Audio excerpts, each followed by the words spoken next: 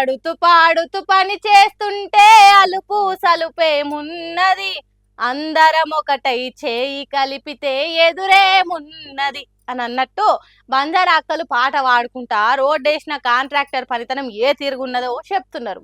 చూడుండ్రి ఎట్లున్నదో road, ఎండిన చెట్టు తోడుకలు వీకుతుంటే వచ్చినట్టు ఎంత చక్కదనంగా వస్తున్నదో డాంబారు. సర్వపిండి చెక్కల తిరుగా ముక్కలు అవ్వుకుంటా రోడ్డు హాలత్ లేకుండా అవుతున్నది. కేము ముక్కలు చుంచుతుంటే వచ్చినట్టే పెడ్డలకు పెడ్డలే వస్తున్నది. గింత సక్కని రోడేసిన ఆ కాంట్రాక్టర్ మహాన్ భావుడు ఎవలో గాని మస్తు మంచి రోడ్ వేసిండు.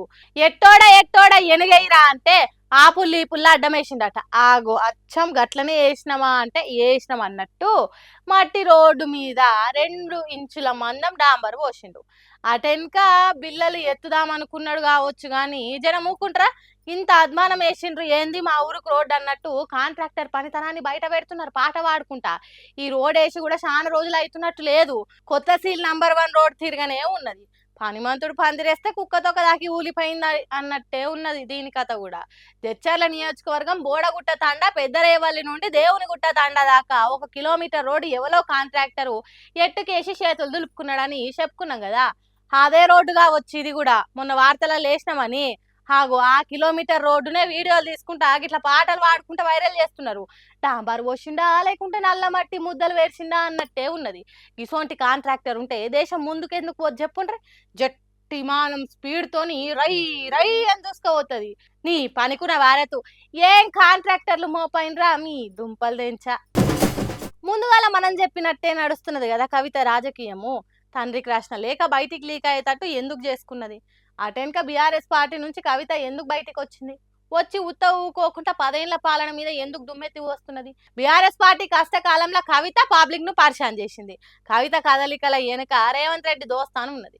వాళ్ళు తెలంగాణ ఉద్యమం జరుగుతున్న కాలంలో కలిసి బిజినెస్ చేసిన వాళ్ళు. వాళ్ళిద్దరికి మంచి అండర్స్టాండింగ్ ఉన్నదని చెప్పుకున్నాం. ఇటు బీఆర్ఎస్ పార్టీ లీడర్లు కూడా కవిత వెనుక ఖచ్చితంగా కాంగ్రెస్ పార్టీ సీఎం రేవంత్ రెడ్డి ఉన్నాడు, తానే కవితను అడ్డు పెట్టుకొని బీఆర్ఎస్ పార్టీని పల్సన చేసే కుట్రలు చేస్తున్నాడని అంటుండ్రు. అన్ని ముచ్చట్ల నడుమ బీజేపీ ఎమ్మెల్యే సాబు ఏలేటి మహేశ్వర్ రెడ్డి కూడా కవిత కాంగ్రెస్ పార్టీ సంబంధం గురించి ఓ కొత్త ముచ్చట చెప్తున్నాడు. మన టైమ్స్ ఆఫ్ ఇండియాలో కూడా వచ్చింది కవిత 2000 కోట్ల ల్యాండ్ గ్రాబ్ చేసిందని. దానికి ఈ రాష్ట్ర ప్రభుత్వమే ఆ ల్యాండ్ని ట్రాన్స్ఫర్ చేసింది, ఈ ల్యాండ్ ఈ ప్రభుత్వమే అలాట్ చేసింది అని చెప్తా ఉన్నారు. కవిత గారు హస్బెండ్ అనిల్ గారి పేరు మీద మరి రేవంత్ రెడ్డి గారు ముఖ్య అనుచరుడు ఏవి రెడ్డి గారు కలిసి చేస్తున్నటువంటి ఈ 2000 కోట్ల స్కామ్ కూడా మరి ఈ ప్రభుత్వం ద్వారానే జరిగిందని తెలుస్తా ఉన్నది. ఆ గది ముచ్చట బీజేపీ ఎమ్మెల్యే కూడా చెప్తానేముండే, ఇక నమ్మలేకుండా ఏముంటది చెప్పుండ్రి. నిప్పులేంది పొగేడికెళ్ళి వస్తుంది చెప్పుండ్రి. రేవంత్ రెడ్డి సర్కార్ 2000 కోట్ల భూమిని కవిత పెన్మిటి పేరు మీద ఎక్కిచ్చిండని చెప్పుడు చిన్న ముచ్చట కాదు కదా. అందుకే కావచ్చు కవిత ఎక్కడికి పోయినా బీఆర్ఎస్ పార్టీ లీడర్లను తిడుతున్నది కానీ కాంగ్రెస్ సర్కార్ను పల్లెత్తు మాట కూడా అంటలేదు. ఓసారి హరీష్ రావును, ఇంకోసారి జగదీష్ రెడ్డిని, మరోసారి నిరంజన్ రెడ్డిలను ఏ జిల్లాకు పోతే ఆ జిల్లా బీఆర్ఎస్ పార్టీ లీడర్లను తిడుతున్నది కానీ యూరియా ఇయ్యని, తులాం బంగారం ఇయ్యని, 4000 పింఛన్ ఇయ్యలేని కాంగ్రెస్ సర్కారు మాత్రం ఒక్క మాట అంటలేదు. ఒకవేళ అన్నా కూడా నేను కొట్టినట్టు చేస్తా నువ్వు ఏడ్చినట్టు చేయ అన్నట్టు నాటకాలు నడిపిస్తున్నదట. కాబట్టి కవిత రేవంత్ రెడ్డి ఒక్కటే అనేది ఇప్పుడు అందరికి ఎరకైతున్నది.